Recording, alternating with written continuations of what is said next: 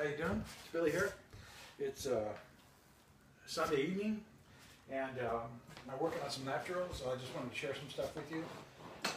First of all, when you're playing with a small knife and you're working on stuff, it's always nicer when you have a partner, but I do a lot of solo training, so I make these funny apparatuses, but they're useful tools. Tonight I want to show you how to make, I use a plastic arm like this. You see it's the length of my arm, but the tape is where the elbow line is.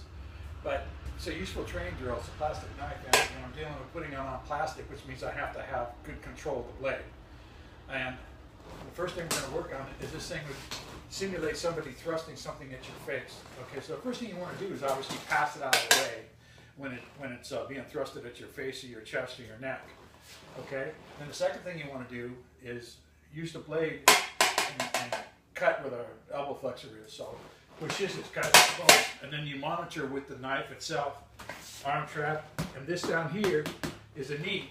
Okay, you can practice cutting the knee flexors. All right, it's just a simple drill that I like to practice doing. So this person's right-handed and I'm right-handed. Okay, so this thing will come like this. See, if I don't move, it's going to hit me, right? So what I want to practice doing is pushing this out of the way so it'll pass me. So you push here, and then I monitor here with the blade. Notice I'm not letting it slide through. I'm stopping the bone, and then I have my light hand, the same thing, okay? This is the elbow line, right?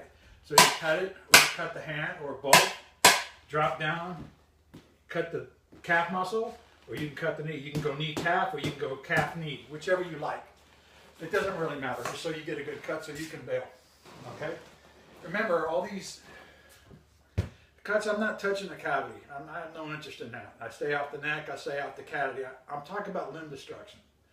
I want to shut you down enough so I can bail.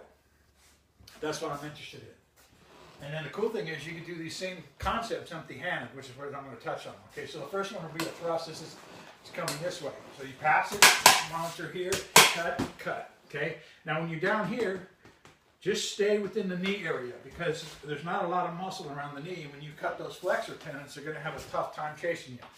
That's the idea. All right? Now, when you practice this stuff empty-handed, all right, the same kind of thing, first you're going to pair it, all right? But when you pair it, okay, you get to the outside of the elbow line, and you pop the elbow. You have knees, you can knee the thigh.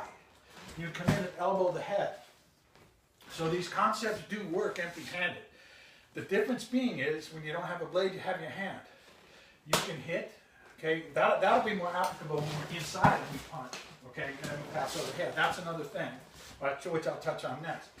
But when it's a straight thrust, okay, for the sake of doing it, but when it's a straight thrust, all right, again, he's right-handed, I'm right-handed, so I'm going to pass to the outside elbow control, right?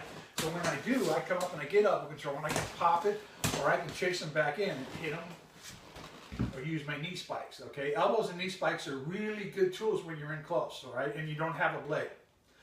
Because it's your strike that's going to stop him when you don't have a knife.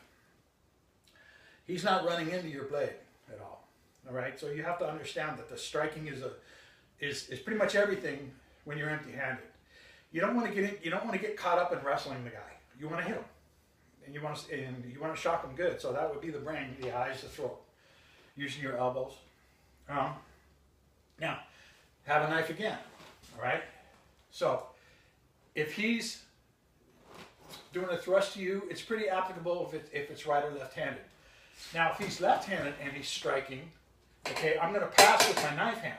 So I just coming forward, I'm going to be here, okay? Then I can get these cuts that are right there. So it'll be the back of his right arm if I'm right-handed, see? When it comes this way, it's going to clear me, see? Then you cut. That would be right above here. And then you drop down, you do the knee flexors, okay? So that's, he's left-handed, I'm right-handed, all right? Because you want to get to the outside of the weapon arm. And if he's right-handed, that's this way. If he's left-handed, that's this way, okay? That's if I'm right-handed both times. Do you want to practice left side? Sure, you can mess around with it, but when you're training for serious work, work with your dexterity hand, okay, first. In my case, it's my right hand. Okay, now we're going back to right-handed again. He's going to do a slashing action, so I push the bag off and then feeds me like this, okay? The first thing I'm going to practice doing is I'm going to do an overhead pass after I cut. Reason being, when you do the overhead pass, you're bringing your inertia into him. It's going to off balance him momentarily because you're driving his arm up. When you put the elbow and the hand over the shoulder, they don't have balance control at all. Okay? So that's one of the key things here. How do we use the blade? The blade's used in two reasons. Stop the bone and then cut the flexors. Okay? Now that's the way I like to train it. Okay? So this way, I'll push the back way and you'll see it's going to come at me. If I don't move, it's going to slap me. All right? So when I'm here like this, I push away.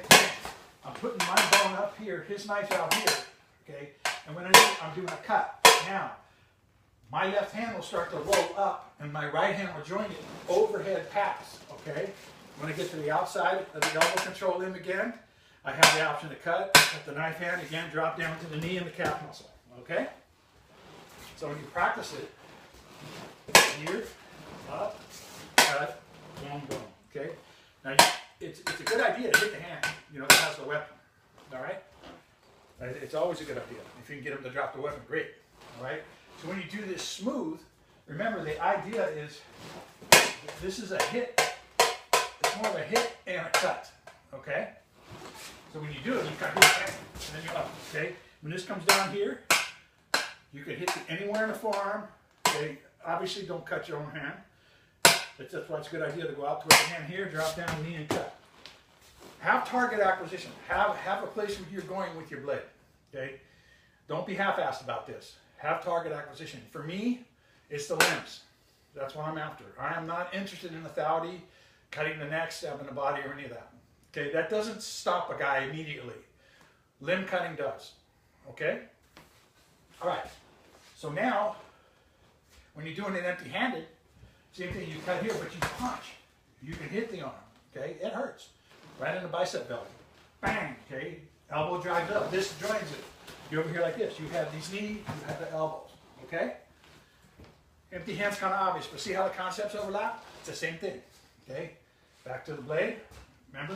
You push it. Now, you're going into this arm. When that knife is coming at you around like this, you want to cut it off. You don't play here. You want to cut off. Come in, back. Now I'm over here. See, I'm safe. Boom, pop, pop. They want to come down here. I prefer cutting the top of the kneecap, right above the flexor on the calf. So 1, 2. Okay? You have a good shot at disabling. The whole idea for that is so you can run away and he has a tough time chasing you. Okay? We're talking about getting the safety here. Okay? All right. Now, if he's left-handed and he's coming with that, all right, you're going to block with your knife hand. Okay? So when it comes here, you're going to stop it here like that. All right? Then your live hand is going to help pass over. When it does, you're going to cut the tricep. Okay? Right above the elbow line. Boom. Drop down here. Knee cut, calf cut. Do you see that? Knee cut, calf cut. That's why I need this white, so you can see it. All right? So when it's like this, boom, okay, we come here. See how it drives up? Get the tricep cut. Drop down, knee cut, calf cut. Okay? Make sense? Same thing when you do it empty hand. Boom, you hit, you pass over. Boom, use your strikes. All right? Empty hand is pretty straightforward. But remember, with the blade, we're stopping the bone. Okay? He's left-handed, I'm right-handed. So when this comes at me, I'm stopping the bone with this. In conjunction, this is working together. So when it comes up, see how it goes up this way? I'm going to shift over here, cut, drop down. Okay? So that's how you practice this stuff with the saw. So you have to get used to placing the blade on here, where this is plastic too, and this is plastic. So when it comes at me, I got to be able to stop it. Does that make sense? It's over here. I got to be able to stop this stuff. All right? So when you do, and you're placing everything here, it's really important to have accuracy. And then your live hand's going to work with it. So when it comes here and you stop and you start to pass up, they work together. It's not just this, it's not just this. It's everything. When I get to here, I make that cut right above. Right here on the elbow. Okay? That's going to compromise his ability to straighten the hand if it's a really good cut. And at the very least, it's going to hurt. Okay? And then drop down, kneecap cut, calf cut. All right? What kind of knife you use, it doesn't make any difference if it's serrated or straight blade. We're talking about small knives here. All right? Now, anytime you're empty-handed, like I said, you're going to block, you're going to use your striking. All right? If you're outside of range and things coming, you can tap. Okay, boom, you can tap. That's the idea for that. But you want to answer with something quickly, especially if you're unarmed. All right, so you get in the habit of using your strikes. But this is just something fun to do. All right, now when we were here and we were driving the person back, you can also pull them off balance forward. Okay, so you strike here, bang, you draw forward, and you cut the bicep. You pass this way, the arms, you're on the outside of the elbow control, right? You hit here, same thing. Notice the patterns are similar. Nothing really changes too much. When we're here, we're driving forward. Right? When we're here again, I'm pulling off balance, and I'm zoning out with the tip of his blade. I'm hanging onto his arm. Okay? I'm going to cut right here. When I'm going to drop down here and get elbow control to the outside. Hopefully he's trying to pull his arm in. That helps me trap it. Okay? Then I drop down the kneecap and calf flexor. Okay? Same thing when you're empty-handed and you do this kind of things, you're hitting, bang, okay? When you pull down this, you can smack him. Rake your fingers across his eyes. Pass here. Now we have our striking tools, right? That's how you want to use this stuff, all right? Okay, that's what I wanted to share. The other thing you want to think about, when they start striking lower, when you start to drop your fingers, where's your fingertips go? Right? Right off your bone.